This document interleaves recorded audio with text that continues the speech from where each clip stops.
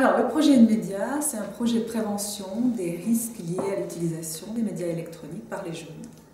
Donc, il s'inscrit dans le contexte de l'utilisation des médias électroniques par les jeunes dans leur quotidien.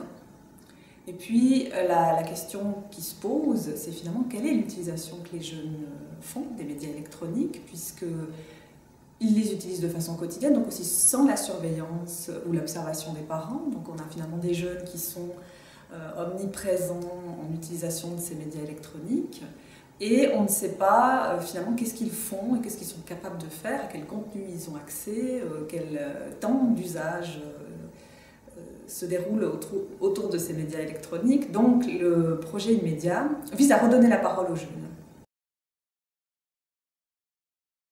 Donc il a comme outil l'outil du dialogue philosophique, qui est un outil d'animation ici qui travaille pour la prévention. Donc l'idée, c'est d'animer des ateliers de discussion avec des jeunes par tranche d'âge, avec comme base un texte qui va porter sur une problématique liée aux médias électroniques, par exemple l'utilisation excessive des jeux vidéo, par exemple, et donc les jeunes vont lire ce texte en commun, et puis l'animateur va ensuite leur poser des questions. Quelles sont les questions qui ont été suggérées par ce texte?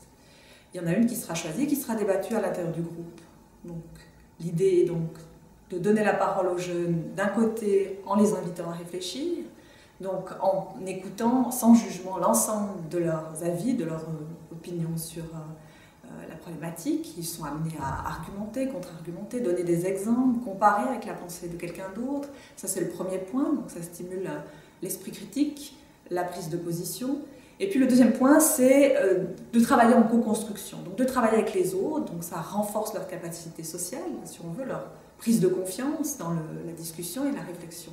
Et ça, c'est un élément qui est également important. L'ensemble des deux éléments, donc à la fois les capacités réflexives et le renforcement de la confiance en soi, travaillent tous deux pour renforcer le rôle protecteur des jeunes. Parce que finalement, on a des jeunes qui sont critiques, qui vont prendre conscience de certains aspects, qui vont actualiser ces aspects, c'est-à-dire qu'ils vont vraiment se rendre compte du réalisme au travers de ce qu'ils entendent des autres et au travers de ce qu'ils disent, de certains aspects d'utilisation des médias électroniques, que ce soit des risques liés au contenu ou bien à l'utilisation excessive.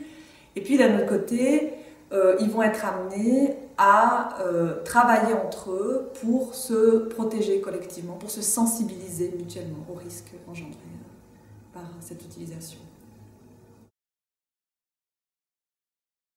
L'idée, c'est d'éviter de stigmatiser l'utilisation, de diaboliser l'utilisation des médias électroniques, parce que c'est vrai qu'on observe beaucoup d'inquiétudes de la part des parents, de peur, et donc peut-être à la fois une tendance à l'interdiction, renforcement des tentatives d'interdire, et puis d'un autre côté, une méconnaissance qui fait qu'ils ne peuvent plus jouer leur rôle protecteur classique. Donc l'idée de redonner la parole aux jeunes, c'est aussi de renouer le dialogue entre les jeunes et leurs parents, puisqu'il y a également possibilité que les parents assistent à ces ateliers de dialogue, voire participent directement, de façon à montrer que finalement les jeunes sont les meilleurs connaisseurs de l'utilisation qu'ils font et que finalement on découvre qu'ils ne sont pas si naïfs que ça, qu'ils sont quand même conscients des risques.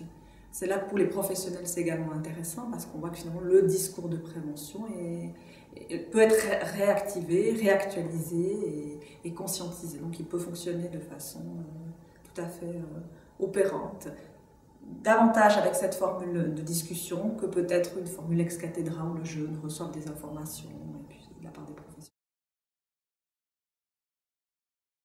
Alors l'objectif, c'est de venir à la rencontre de tout professionnel en relation avec les jeunes, que ce soit des enseignants, mais des travailleurs sociaux, des animateurs socioculturels ou autres, qui souhaiteraient utiliser cet outil dans leur pratique et qui souhaiteraient justement discuter avec les jeunes de cette problématique des médias électroniques.